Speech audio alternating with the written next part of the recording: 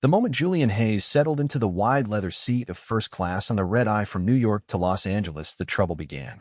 Before the plane even pushed back from the gate, the flight attendant leaned in with a tight smile and said, "Sir, there has been a booking error. This seat is reassigned. You will need to move." Julian felt the familiar heat rise in his cheeks as he gathered his carry-on for what would turn out to be the first of 3 humiliating displacements in under 30 minutes. At 32, he had built a name in fashion with collections that celebrated queer stories and bold self-expression, yet here he was once again reduced to a problem that needed fixing. He paid premium for this comfort after weeks of sleepless nights perfecting his LA Fashion Week line, but the airline saw only what did not fit their quiet image of who belonged up front. He moved to row 5 and tried to breathe through the knot in his chest. The second attendant arrived within minutes, claiming an overbooking in premium economy that required him to shift again. Julian protested, quietly showing his boarding pass again, but the woman avoided his eyes and repeated the policy. Passengers nearby pretended to read their tablets, while the air grew thick with unspoken judgment. Julian thought of his older brother Cooper back in Texas, the one who still called every month to remind him that life would be easier if he just toned it down. Their last conversation had ended with Cooper saying, "You know, Mom still prays for you every night, Julian. Maybe this trip to LA is a sign to think about what really matters." The word stung because Julian knew the price he paid daily for choosing authenticity over approval. His parents had stopped visiting New York after he came out at 18, and Cooper had stepped in as the family enforcer, arranging interventions that left Julian feeling like a project rather than a son. By the third relocation to a middle seat in the first-class cabin, a burly businessman in seat 2A stood up and spoke loud enough for the whole cabin to hear. "I paid good money for this section, and I do not want to share it with someone who is making a statement just by sitting here." The words landed like a slap. Julian sat frozen, replaying every time he had swallowed similar comments at industry events or family gatherings. He remembered the night he met Carson 2 years earlier during a Central Park photo shoot for a magazine spread. Carson, the freelance photographer with kind eyes and a laugh that cut through Julian's defenses, had suggested they grab coffee after the shoot. Their first real date was a picnic on that same bench under bright sun with sandwiches and stories that made the world feel possible again. Now in this cabin, the contrast burned. Carson was somewhere in the same section, having been upgraded last minute for work, but Julian had not spotted him yet. The supervisor was called, and the businessman crossed his arms, demanding action. Julian's mind raced through the moral tightrope he walked daily. Last month, a major retailer had offered him a 7-figure contract, but only if he kept his personal life private for the brand image. He had turned it down after long nights of doubt, weighing the financial security it would bring against the self-betrayal. Carson had supported the decision, but Julian knew the choice strained their relationship because Carson wanted more visibility, more pride parades, more open life, while Julian still carried the scars of family rejection. The inner voice that sounded too much like Cooper whispered, "Maybe they are right, maybe you are making it harder than it needs to be." Yet another part of him, the one that had fought to launch his label from a tiny Brooklyn studio, refused to shrink. The cabin waited in awkward silence as the supervisor hesitated. Julian felt exposed, raw, and utterly alone in the one place he thought he had paid to escape judgment. The third attendant began the paperwork for another move when a calm voice cut through from across the aisle. "This man stays right where he is." Julian looked up, and there was Carson standing tall, his camera bag at his feet, eyes steady on the crew. The businessman scoffed, ready to argue, but the tension in the cabin shifted. Julian's heart pounded with gratitude and fear, because he knew this moment was only the beginning of a much larger storm.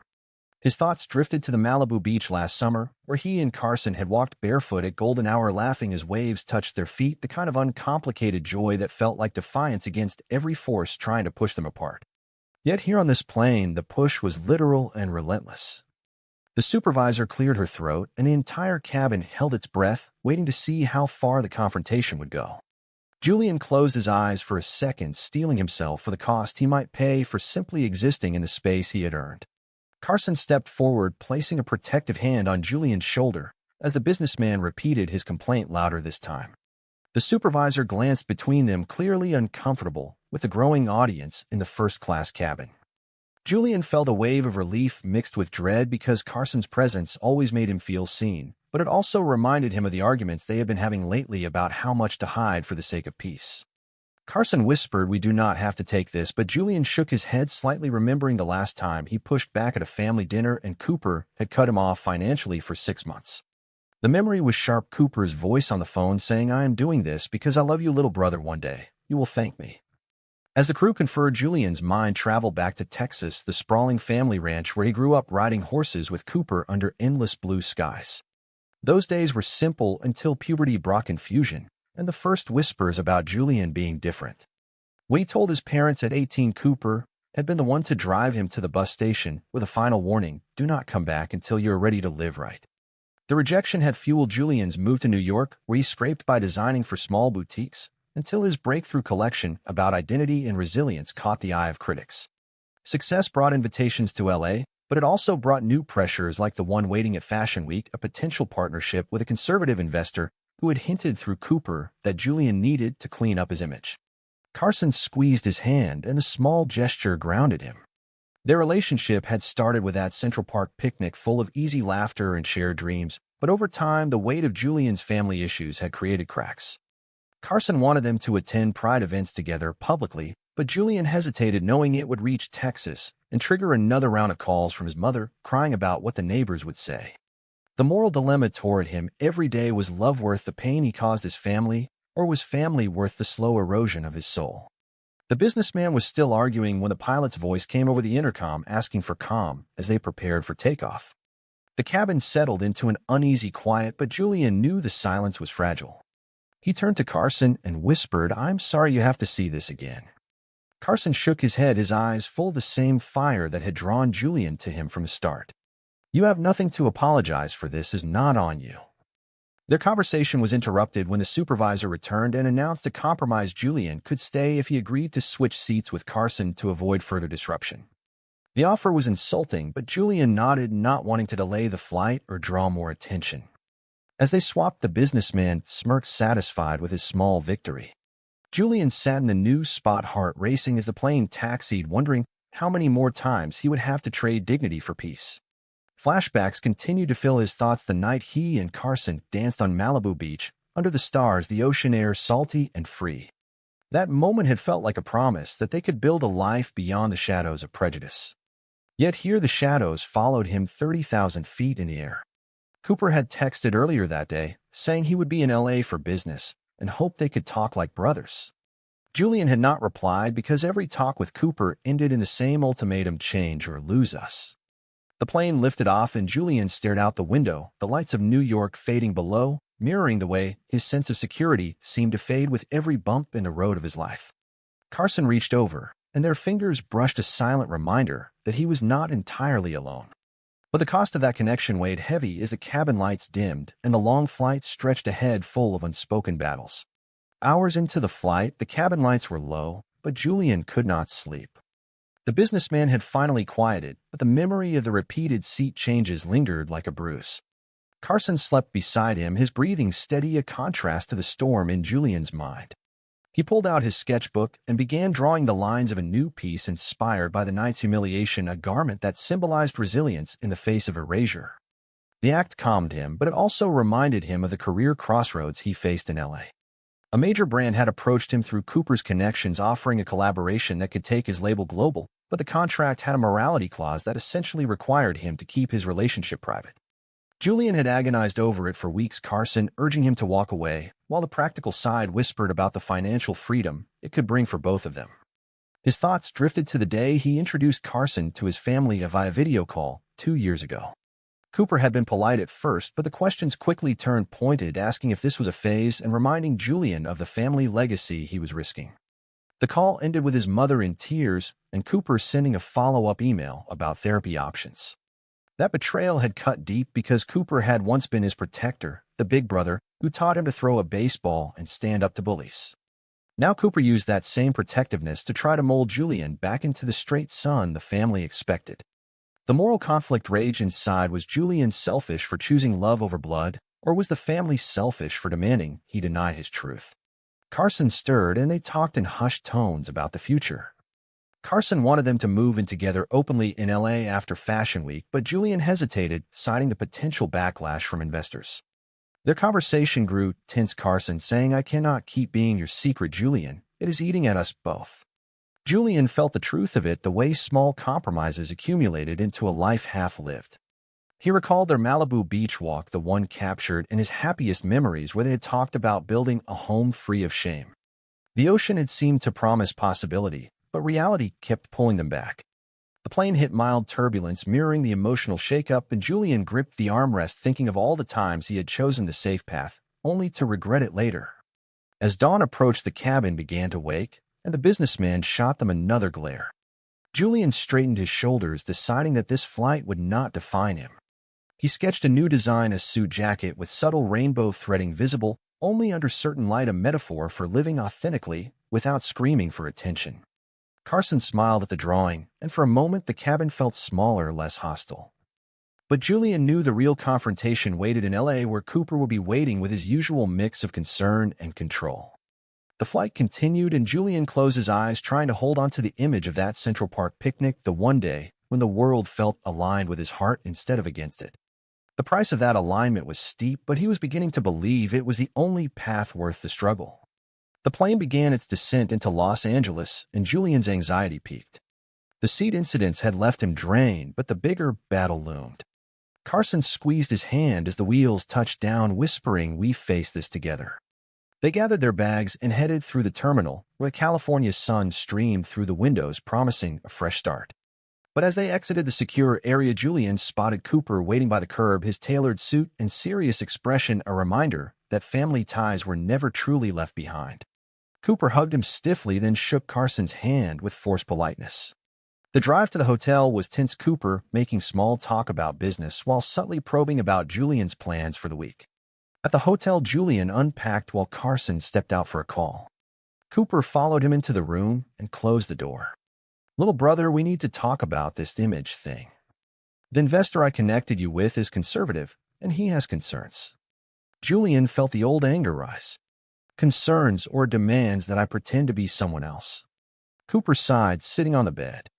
"I am trying to help you. Mom and Dad are getting older, and this lifestyle is breaking their hearts." The conversation escalated, with Cooper revealing he had spoken to the investor behind Julian's back, suggesting a more low-key approach to his personal life. The betrayal stung fresh because it echoed the past when Cooper had leaked details of Julian's coming out to extended family to rally support for intervention. Julian paced the room, heart pounding with the moral weight of the choice before him: sign the contract and compromise, or walk away and risk financial instability that could affect his relationship with Carson. Carson returned in time to hear the tail end, and his face hardened. You cannot keep asking him to hide, Cooper. This is his life. The three men stood in the hotel room, the air thick with years of unresolved pain. Julian thought of the Malibu beach dance, the pure joy that had no room for negotiation, and contrasted it with the constant negotiations demanded by family and industry. He told Cooper he needed time to decide, but inside he knew the decision was already forming. The cost of compromise was his soul. The cost of standing firm might be his family. Later that evening, at a pre-Fashion Week dinner, the investor joined them, and the conversation turned to the contract. Julian listened as the man praised his talent, but hinted at the need for a certain discretion. Carson sat beside him, silent support in his posture. Julian felt the internal war reach a peak, remembering every time he had swallowed his truth to keep peace. When the investor pressed for an answer, Julian took a breath and said, "I appreciate the opportunity, but I cannot accept terms that require me to deny who I am." The table fell quiet and Cooper's face darkened. The night ended early, with Cooper pulling Julian aside for one last plea. "You are making a mistake."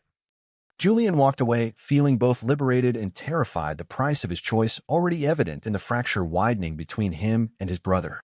The next morning, Fashion Week preparations consumed Julian, but the rift with Cooper hung over everything. Carson tried to lighten the mood, suggesting they recreate their Central Park picnic with room service, but Julian was distracted. During a fitting for his show, a colleague pulled him aside, whispering that word had spread about the contract rejection, and some sponsors were nervous. The prejudice was not overt, but the subtle withdrawals felt like another form of bumping him from the seat he had earned. Julian retreated to a quiet corner and called his mother in Texas. Her voice was soft with the same sadness as always. "Your brother is worried about you, honey." Julian explained his decision and heard her sigh, the sound carrying years of disappointment. The call left him drained but resolved. Carson found him, and they talked honestly about the strain. Carson admitted feeling secondary to Julian's family obligations, and Julian confessed the guilt that never fully left him. Their conversation turned to the Malibu memory, the one afternoon where nothing else mattered but the sun and each other. Carson suggested they take a short drive to the actual beach after the show to reclaim that feeling. Julian agreed, the idea a small act of defiance against the forces pulling him apart. Meanwhile, Cooper texted asking for a meeting before the runway show. Julian agreed, hoping for reconciliation but prepared for more pressure. The meeting at a downtown cafe turned into another confrontation. Cooper revealed he had spoken to their father, who was considering changing his will if Julian did not make an effort to settle down traditionally. The ultimatum was clear: choose family legacy or your current path. Julian felt the trade-off in his bones, the financial security his parents could provide versus the emotional freedom he had fought for. Carson waited outside the cafe, and when Julian emerged, they walked in silence until Carson said, "You do not have to carry this alone." The support helped, but the internal conflict raged on. Was protecting his parents from pain worth sacrificing his truth, or was the real pain in living a lie that hurt everyone in the long run?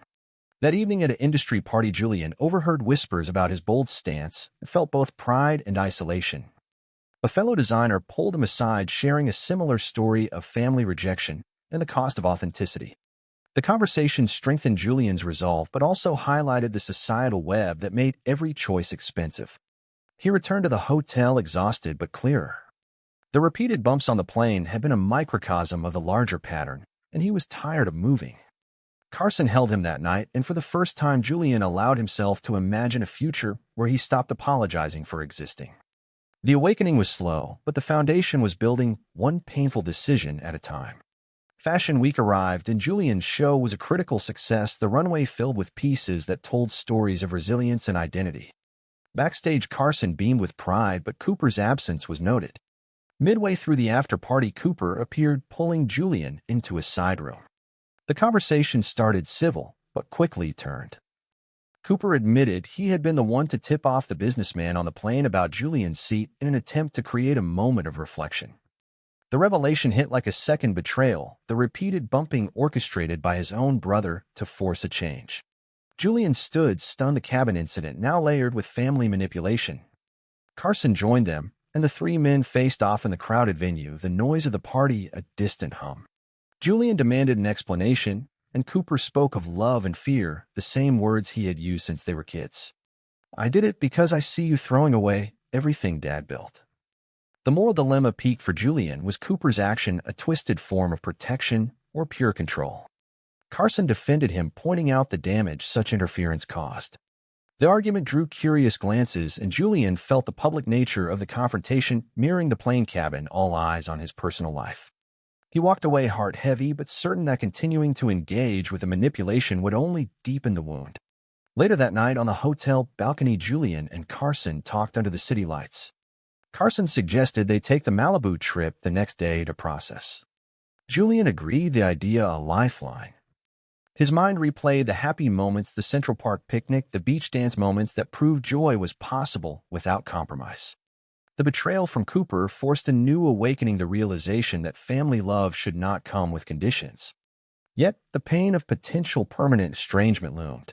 The next morning, they drove to Malibu, and as the ocean came into view, Julian felt a shift.